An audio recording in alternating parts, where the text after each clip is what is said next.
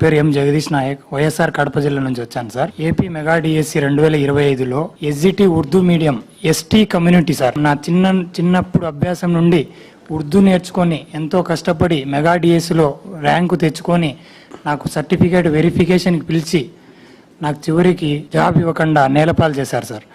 మా కమ్యూనిటీలో మొత్తంగా 4 పోస్టులు ఉన్నాయి సార్. Women 2, general 2 sir. మేము ఫైనల్ ఎగ్జామ్ రాసింది 4 sir candidates. 3 call letter certificate verification call చేశారు సార్. మాకు కాల్ లెటర్ వచ్చి వెరిఫికేషన్ అయిపోయింది సార్ ఆగస్ట్ 28వ తేదీ. ఈ వెరిఫికేషన్ అయిపోయిన తర్వాత ఫైనల్ లిస్ట్ ఇచ్చారు సార్. ఫైనల్ లిస్ట్ ఇచ్చేటప్పటికి నా పేరు ఉందిలే, ఇంకా చాలా సంతోషపడి నాన్న మనకి ఎట్లయినా ఉద్యోగం వస్తుంది, సర్టిఫికేట్ వెరిఫికేషన్ కంప్లీట్ అయ్యింది, ఇంకా మన బాధలన్నీ సమస్యలు తీరుతాయి, మనం ఎంతో పేదరికం నుంచి చదువుకున్నాము, ఇబ్బంది లేదని ఎంతో గర్వపడినారు సార్ మా తల్లిదండ్రులు, మా ఊర్లో వాళ్ళందరూ. చివరికి చూస్తే ఫైనల్ లిస్ట్లో నా పేరు రాలేదు సార్. ఎందుకని అని అడిగితే మా కమ్యూనిటీలో 4 పోస్టులు ఇచ్చారు సార్. రోస్టర్ పాయింట్ అన్ని క్యారీ ఫార్వర్డ్ వేకెన్సీస్ సార్. 4 పోస్టులు. Roster number 58 ST women 1, roster number 75 ST general, roster number 83 ST general, roster number 08 ST women sir. మొత్తం 4 పోస్టులలో roster number 58 ST women post lady post ఉన్నప్పటికీ ఆ skip చేసేసి next roster number 75 fill చేశారు sir. మళ్ళీ 83 fill చేశారు sir. ఇంకా నీకు అర్హత లేదు, నువ్వు ఎలిజిబుల్ కాదు, దీంట్లో ఇంకా లేడీస్ ఎవరు లేరు, మీకు ఇవ్వం పోస్టు అని చెప్పారు సార్. సరే ఎలాగో అలాగని మళ్ళీ నేను కమిషనర్ సార్ కలిసింటే, సార్ ఇట్లా నా రిప్రజెంటేటివ్ ఇస్తున్నాను, నాకు ఖచ్చితంగా పోస్ట్ వస్తుంది సార్, మీరు నా కాల్ లెటర్ వెరిఫికేషన్ 1:1 అనే పిలిచారు, కానీ నాకు చివరికి రాలేదు సార్ అని నేను ఒక లెటర్ రాసి సార్ దగ్గర స్టాంపు కొట్టించుకోవడానికి వెళ్ళాను సార్. అక్కడ చూపిస్తే నాయనా మీరు లెటర్ రాసినంత మాత్రం మేము స్టాంపు కొట్టిస్తే మీరు కోర్టుకు వెళ్తారు, మేము స్టాంపులు ఏం కొట్టించాము, అప్పుడే నా చేతిలో నుంచి లాగేసి అంతా గెలికేసినారు సార్. స్టాంపు నువ్వు కోర్టుకు వెళ్తావు, నువ్వు అసలు నువ్వు అర్హుడు కాదు, నువ్వు వెళ్ళిపో అని చెప్పి లాగేసినారు సార్. నీ దగ్గర ఏం ఆధారాలు ఉంటే తెచ్చుకోపో, మేము ఏం ఇవ్వము అని చెప్పారు సార్. ఏపీపీఎస్సీ జీవోలన్నీ చదివాను సార్. ఒక నెల రోజులు చదివాను సార్. ఎక్కడన్నా రిలేటెడ్ దొరికితే అవకాశం వస్తుందేమో. చివరికి చూస్తే క్యారీ ఫార్వర్డ్ వేకెన్సీస్ జీవో ఒకటి దొరికింది సార్ నాకు. దీంట్లో జీవో నెంబర్ 77 ప్రకారమే హారిజెంటల్ రిజర్వేషన్ అని చెప్పారు. ఇక్కడ మనకి ఎస్టీ కమ్యూనిటీలో క్యారీ ఫార్వర్డ్ గురించి ఇచ్చారు. The above vacancy is reserved for horizontally for women. If qualified women candidate is not available, the post will be filled up with male candidate తో fill చేయాలి అని మనకు జీవో కూడా ఇచ్చారు సార్. ఈ జీవోని తీసుకుపోయి మళ్ళీ చూపించాను సార్. లోకేష్ సార్ ఛాంబర్ కి లెటర్ కూడా రాసి ఇచ్చాను సార్. అక్కడ లోకేష్ సార్ ఛాంబర్ కి లెటర్ వెళ్ళిపోతే అక్కడ ఓఎస్డి వెంకటరమణ సారు మాకు విద్యాశాఖ మంత్రితో కలుస్తాం సార్ అంటే, మీరు కలవడానికి లేదు డిఎస్సి వాళ్ళు, మీరు బయటికే వెళ్ళండి, ఏమన్నా ఉంటే మాతో డిస్కస్ చేయండి అని చెప్పి నా దగ్గర లెటర్ రాసుకొని స్కూల్ ఎడ్యుకేషన్కి ఫార్వర్డ్ చేస్తాను. జస్ట్ ఇట్లా సీల్ వేసి ఇచ్చారు సార్ స్కూల్ ఎడ్యుకేషన్కి. మా నేషనల్ కమిషన్కి కూడా వెళ్ళాను సార్. నేషనల్ కమిషన్ అంతర్ Singh Arya sir director, NCST director sir దగ్గర వెళ్ళాను. అలాగే మన కమిషనర్ సార్ వాళ్ళందరూ వెళ్ళారు సార్. నాకు హీరింగ్కి పిలిచారు సార్. అక్కడ హీరింగ్ పిలుచుకొచ్చి నేషనల్ కమిషన్ వాళ్ళ సార్లు, ఏందయ్యా క్యారీ ఫార్వర్డ్ వేకెన్సీస్ నువ్వు పిల్లోనికి కానీ అన్ని రోజులు తిప్పుకుంటాడు, ఏం తమాషాలు చేస్తారా మీరు, 15 రోజుల్లో ఇవ్వకపోతే మీకు మళ్ళీ ఉంటుందని చెప్పి సార్లు చెప్పారు సార్. ఇప్పటికీ 50 రోజులు అయిపోయింది సార్, ఇవ్వలేదు సార్. మాకు 1:1 కాల్ లెటర్ వచ్చి మాకు వెరిఫికేషన్ సక్సెస్ఫుల్గా కంప్లీట్ అయిపోయి తీవ్రంగా మాకు ఇంత అన్యాయం ఎందుకు సార్? ఒక ఎస్టీ కమ్యూనిటీ అభ్యర్థి నుండి ఉర్దూ మీడియం చిన్నప్పటి నుంచి మా నాన్న కల్లా ఉపాధ్యాయ వృత్తిలో మనం ఎవరో ఒకరు ఉండాలి, నలుగురిని పౌరుడిగా దిద్దాలి, నువ్వు ఒక ఉర్దూ మీడియం చదివించారు సార్. చిన్నప్పటి నుంచి కష్టపడి కడపలో మైనార్టీ రెసిడెన్షియల్ ఉర్దూ స్కూల్ ఉంటే నా విద్యా అభ్యాసం అంతా మైనార్టీ స్కూల్లోనే చదివాను సార్ నేను. మళ్ళీ ఆ ట్రైనింగ్ అంతా ఉర్దూ మీడియంలో చేసి టెట్ క్వాలిఫై అయ్యి డిఎస్సి రాసి ర్యాంకు సాధించి అంతా చేసి మళ్ళీ ఫైనల్ కాల్ లిస్ట్లో కూడా సార్ పేరు లేకుండా చేశారు సార్. ఇక్కడ యాక్చువల్గా మేము 4 మెంబర్సే రాసాం సార్ మా డిఎస్సి ఫైనల్ లిస్ట్లో. ఇక్కడ ఏం చేశారంటే సార్, ఫస్ట్ 125 ర్యాంక్ రావాలి సార్, సెకండ్ 197 సార్, నా ర్యాంకు 363 సార్ నా ర్యాంకు. ఇక్కడ ఫైనల్ లిస్ట్లో వచ్చేటప్పటికి నా పేరు రాలేదని నేను క్వశ్చన్ చేశాను సార్, కమిషనర్ సార్తోనే క్వశ్చన్ చేశాను సార్. సార్ మీరు ఎట్లా పడితే ఎట్లా ర్యాంకింగ్ ఇచ్చారు, ఎందుకు సార్ అంటే, మా ఇష్టం వచ్చినట్టు ఇస్తాం నాయన, నువ్వు ప్రశ్నించకూడదు, నువ్వు ప్రశ్నించేదే బయటికి వెళ్ళిపో, నీకేం సంబంధం లేదని చెప్పారు సార్. సార్ 125 టాపా 197 టాపా, మీరు 197 ఫస్ట్ టాప్లో పెట్టి 125 ఎందుకు కిందికి పెట్టారు సార్ అంటే, ఆయన మేము పిలిచినట్టు నువ్వు రా, నువ్వు చెప్పేటట్టు మేము మాట వినకూడదని బయటికి తోశారు సార్ నాకు. సరే అని చెప్పి నేను కోర్టు కూడా ఆశ్రయించాను సార్. ఇవేమీ జరగలే. ఇంకా ఫైనల్గా మన సార్ దగ్గర వస్తే ఏదో న్యాయం జరుగుతుంది. సార్ నా పేరు K Sarath Babu sir, east Godavari, Kakinada అండి. నేను జూన్లో పీఈటీ రాశాను సార్. నాకు 77 మార్క్స్ వచ్చినాయి సార్. అయితే జూన్లో 2 ఎస్సీ కమ్యూనిటీకి సంబంధించి 2 పోస్టులు ఉన్నాయి సార్. నేను ఎస్సీ కమ్యూనిటీ చెందిన సార్. అయితే నాకన్నా తక్కువ ర్యాంక్ వచ్చిన వాళ్ళిద్దరికీ SC3లో పోస్టులు ఇచ్చారు సార్. తప్పులేదు సార్. అయితే నాకన్నా తక్కువ మార్కులు వచ్చిన ముగ్గురిని ఓపెన్లో చూపిస్తున్నారు సార్. అదేంటి మరి తక్కువ మార్కులు వచ్చిన వాళ్ళు ఓపెన్లో ఎలా చూపిస్తారు, ఎక్కువ మార్కులు వచ్చిన వాళ్ళు ఏమో రిజర్వేషన్ ఎలా చూపిస్తారని అడిగితే హారిజాంటల్ రిజర్వేషన్ అమలు పరిచానని చెప్తున్నారు సార్. అయితే నేను గ్రీవెన్స్ లెటర్ పెట్టాను సార్. గ్రీవెన్స్ లెటర్ పెడితే నా certificate verification first phase of వెరిఫికేషన్లో నా వెరిఫికేషన్ జరిగింది సార్. వాళ్ళ గ్రీవెన్స్ అప్లై చేస్తే వాళ్ళు ఇచ్చిన సమాధానం, నేను ఫస్ట్ ఫేజ్ ఆఫ్ వెరిఫికేషన్లో సర్టిఫికేట్లకు వెరిఫికేషన్కి వచ్చానంట సార్, సక్సెస్ఫుల్గా కంప్లీట్ చేశారంట సార్, కానీ నాకు ఎక్కడ జాబ్ ఫౌండ్ అవ్వలేదంట సార్. నా జాబ్ వాళ్ళు ఇచ్చిన రిప్లై అది సార్. అది స్టేట్ లెవెల్ అప్లై, అది జోనల్ స్టేట్ లెవెల్ అప్లై చేయి, మళ్ళీ జోనల్ ఫైనల్ అప్లైట్ కూడా వెళ్తే అన్ని సక్సెస్ఫుల్గానే ఉన్నాయంట సార్, కానీ జాబ్ మట్టుకు ఎవరంట సార్. ఇది వాళ్ళు ఇచ్చే సమాధానం సార్. రిజర్వేషన్ ఓపెన్ సుప్రీంకోర్టు తీర్పు ప్రకారం ఎవరైనా ఓపెన్లో వచ్చినా సరే, ఏ క్యాస్ట్ ఓపెన్లో వచ్చినా సరే వాళ్ళకి ఓపెన్లో ఫిల్ చేయాలి.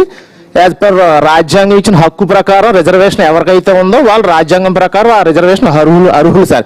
ఇక్కడ నాకన్నా తక్కువ మార్కులు వచ్చిన వాళ్ళేమో రిజర్వేషన్లో చూపించారు సార్, నాకన్నా ఎక్కువ మార్కులు వచ్చిన వాళ్ళేమో రిజర్వేషన్లో చూపిస్తున్నారు, నాకన్నా తక్కువ మార్కులు వచ్చిన వాళ్ళు ఓపెన్లో చూపిస్తున్నారు సార్. నన్ను కాల్ లెటర్ ఇచ్చి ఫస్ట్ రోజు పిలిచి నన్ను కన్సిడరే చేయట్లేదు సార్.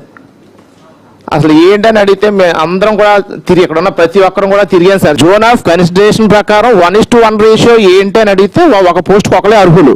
మేము సెక్రటరీ తిరిగితే మీకు ఎవరు చెప్పారు, ఆ వీడియో మాది కాదు మీకు కాదని చెప్పారు సార్. మేము చాలా మంది కలిసి సార్, కలిస్తే వాళ్ళు చెప్పిన మాట మీ ఇష్టం వచ్చిందో చెప్పుకోండి, కోర్టులో కేసులు వేసుకోండి, ఇదే సార్ వాళ్ళు చెప్పిన సమాధానం.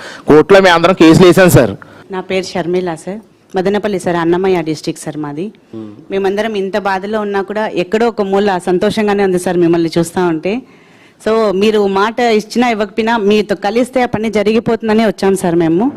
సో మెగా డిఎస్సి 2025లో జరిగిండే అన్యాయానికి ఎవరైనా న్యాయం చేయగలరా అంటే ఆ ఒక్కరు మీరొక్కరే సార్ మాకు న్యాయం చేసే వ్యక్తి.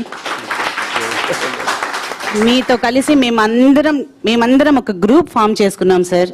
మేము మీ దగ్గరికి వస్తేనే న్యాయం జరుగుతుందని చెప్పి మన సార్ వాళ్ళంతా చాలా హెల్ప్ చేశారు సార్. మన అందరు ఇక్కడ ఉండే పెద్దవాళ్ళంతా చాలా హెల్ప్ చేసి మీతో మాట్లాడి పిలుచుకొచ్చారు సార్.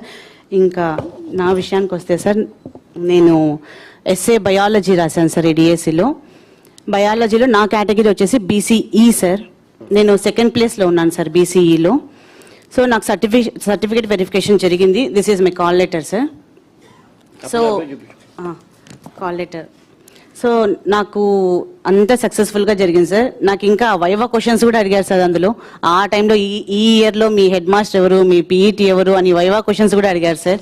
అడిగి అన్నీ పర్ఫెక్ట్గా ఉన్నాయమ్మా, నువ్వు సెలెక్ట్ అయిపోయావు, నువ్వు హ్యాపీగా ఇంకా నువ్వు 1 వీక్లో నువ్వు వేరే ప్లేస్కి వెళ్ళిపోవాలా, ఈ 1 వీక్లో బాగా ఎంజాయ్ చెయ్యి అని చెప్పి పంపించారు సార్ నాకు. సో ఈ 1 వీక్ నేను అంతవరకు సస్పెన్స్గా అంతవరకు సీక్రెట్గా పెట్టుకున్న ఈ పొజిషన్ని అప్పుడు రివీల్ చేశాను సార్. ఎప్పుడు వీళ్ళు ఇంకా కన్ఫామ్ అని చెప్పిన తర్వాత అప్పుడు స్కూల్లో చెప్పాను, అప్పుడు మా చుట్టుపక్కల రిలేటివ్స్ చెప్పాను. ఆ 1 వీక్ అంతా చాలా సంబరం చేసుకున్నాం సార్. తర్వాత రిజెక్షన్ లిస్ట్లో కూడా నేమ్ ఎక్కడా లేదు సార్, సెలెక్షన్ లిస్ట్లో నేమ్ లేదు. ఆ మేడం 2 months, నేను దాదాపు 6 months సార్. 6 months అసలు ఇంట్లో మొహం చూపించే కూడా. నా దగ్గర ఇంకొక అమ్మాయి కూడా డిఎస్సికి ప్రిపేర్ అయింది సార్. ఏమక్క నువ్వు చదివి ఒకటి 24 గంటలు బుక్ ఎత్తుకొని నేను చదవక ఒకటి చూసినావా అని చెప్పేసాను సార్, ఒకటే మాట. సో ఇంత అన్యాయం అలా ఎలా అని వెళ్ళాం సార్ మేమందరం సార్ బ్యాచ్. తర్వాత ఒక 3-4 months కంటిన్యూగా విజయవాడకే వచ్చాం సార్ మేము. లోకేష్ సార్ వాళ్ళ హౌస్ దగ్గరికి ఎన్నిసార్లు తిరిగామో సార్. మేమందరం ఒక 40-30 members ఇక్కడ ఉండే వాళ్ళంతా వచ్చాం సార్. డిఎస్సి అంటే 1 kilometerకి ఆ పక్కనే మమ్మల్ని పంపించారు సార్. డిఎస్సి వాళ్ళు తప్ప ఎవ్వరూ రాకూడదు, వాళ్ళ దగ్గర సమాధానం లేదు కదండి సార్ ఇచ్చేకి. మేము వెళ్ళాం సార్, మాకైతే ఏం ఆన్సర్ చేయలేదు. 1:1 వెరిఫికేషన్, హారిజాంటల్ రిజర్వేషన్ అన్నారు సార్. ఈ లోకేష్ సార్కి కానీ సరే ఆయన ఎక్స్పీరియన్స్ ఉండే చంద్రబాబు సార్కి కానీ తెలీదా సార్ ఈ వెరిఫికేషన్ మీకు ఆల్రెడీ ఉంది కదా, మీకు ప్రాసెస్ తెలుసు కదా, పిలిచితే వాళ్ళు ఒప్పుకోరు, వాళ్ళకి ఇవ్వాల్సిందే పోస్ట్ అని మీకు తెలీదా? ఇవన్నీ ముందుగా ప్లాన్ చేసుకొని కదా మీరు వెరిఫికేషన్కి పిలుస్తారు. ప్లాన్ చేయకుండా పిలిచి ఇప్పుడు మాకు ఇవ్వకుండా పోతే మేము ఎవరికి చెప్పుకోవాలి సార్? డెమోక్రసీనే కదా, అట్లీస్ట్ మా బాధ వినే కూడా లేదు సార్. ఇక్కడ వీళ్ళు చెప్పారు సార్, లాస్ట్ లో మేము ఇచ్చాం కదా వెరిఫికేషన్ జరిగిన వాళ్ళకి కంపల్సరీ ఇవ్వము అని. ఈ పాయింట్ కూడా ఆన్సర్ వాళ్ళే ఇచ్చారు సార్. ఏమని ఇచ్చారంటే సర్టిఫికేట్ వెరిఫికేషన్ లో సర్టిఫికేట్స్ ప్రాబ్లం ఉండే వాళ్ళకి మాత్రమే మేము జాబ్ ఇవ్వం, అన్ని పర్ఫెక్ట్ గా ఉంటే జాబ్ కన్ఫర్మ్ అనే మాట కూడా వాళ్ళు ఇది ఇచ్చారు. కానీ దీనికి మీనింగ్ అదే సార్. ఇక్కడ వీళ్ళు ఏం చెప్పారంటే 1:1 వెరిఫికేషన్ ఉండే వాళ్ళకి కంపల్సరీ జాబ్ ఇస్తామని మేము చెప్పలేదు అనే మాటతో ఇక్కడ రాశారు సార్. బట్ వీళ్ళు ఇచ్చే ఇంటర్వ్యూస్ లో ఏం చెప్పారంటే ఎందుకు ఆ మాట చెప్పామంటే ఫేక్ సర్టిఫికెట్స్ ఉంటాయి, సో వాళ్ళని తీసేస్తాం కాబట్టి ఇది మేము గ్యారంటీ ఇవ్వలేమనే మాట చెప్పారు. కానీ 1:1 కి లేదు అనే మాట అయితే ఎక్కడా లేదు సార్. ఖచ్చితంగా 1:1 పిలిచారు సార్ వాళ్ళు, కానీ మాకు ఇవ్వలేదు సార్. అనికి దుర్గయ్య సార్, దుర్గయ్య కుమ్మూరు సార్, మాది చింతూరు మండలం పోలవరం ముంపు సార్ మాది. నేను sports person sir, national game gold medalist sir ఆర్చరీలో. అయితే ఇప్పుడు ఈ డిఎస్లో సార్ స్పోర్ట్స్ కోటా కింద 421 పోస్టులు పెట్టారు సార్. దాంట్లో స్పోర్ట్స్ సర్టిఫికేట్ అప్లికేషన్ పెట్టమని సార్ పెట్టారు సార్. ఆల్రెడీ నేను national games 32 national games gold medalist sir. ఇది 32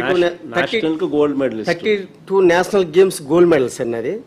అయితే ఇప్పుడు ఈ డిఎస్సిలో సార్ నేషనల్ గేమ్స్ పార్టిసిపేషన్ వాళ్ళకి బ్రాంజ్ మెడల్ వాళ్ళకి పోస్టులు ఇచ్చారు సార్.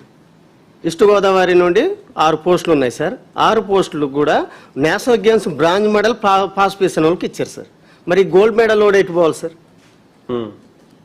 ఎంబటి నేను ఆల్రెడీ మన విసిఎండికి లెటర్ రాశాను సార్. లెటర్ రాసిన తర్వాత ఎటువంటి ఇన్ఫర్మేషన్ లేదు సార్. మీకు ఆల్రెడీ ఫోన్ చేస్తాం, మెయిల్ చేస్తామన్నారు. ఎంబటి నేను ఆల్రెడీ కోర్టుకి అప్రూవ్ అయ్యాను సార్. ఫస్ట్ ఈ కోర్టు కూడా ఏమి ఇచ్చారంటే సార్ ఆల్రెడీ ఈ క్యాండిడేట్ ఆల్రెడీ గోల్డ్ మెడల్ కాబట్టి గోల్డ్ మెడల్కి ఆల్రెడీ పోస్ట్ మంది ఇచ్చారు సార్. ఇచ్చిన ఎటువంటి ఇన్ఫర్మేషన్ లేదు సార్. మళ్ళీ నేను కోర్టుకి వెళ్ళాను సార్. ఇచ్చినా కూడా అట్లా ఎటువంటి ఇన్ఫర్మేషన్ లేదు సార్. ఆల్రెడీ పోస్టులు ఫిల్అప్ చేసేసారు సార్. 2018లో సార్ డిఎస్ అప్పుడు ఎక్కడైతే ఆడామో అక్కడ సర్టిఫికేట్ జెన్యూనా కాదని చెప్పేసి ఎంక్వైరీ చేశారు సార్. నేను ఆల్రెడీ నాకు ఢిల్లీ నుండి 2018లో కూడా ఢిల్లీ నుండి ఎంక్వైరీ వచ్చి జెన్యూన్ క్యాండిడేట్ అని పంపించారు. కాకపోతే అది కూడా వేరే నాకు హైయెస్ట్ క్యాండిడేట్ ఉన్నాడు కాబట్టి ఆయనకి వెళ్ళిపోయింది సార్. ఆయన ఇంటర్నేషనల్ ఉంటే ఆయన ఇంటర్నేషనల్ క్యాండిడేట్కి వెళ్ళిపోయింది సార్. ఇప్పుడు ఎటువంటి ఎంక్వైరీ జెన్యూన్ క్యాండిడేట్ అన్నది ఎటువంటి ఎంక్వైరీ కూడా లేదు సార్. ట్రాన్స్పరెన్సీ అనేది లేదు, ఏం లేదు సార్.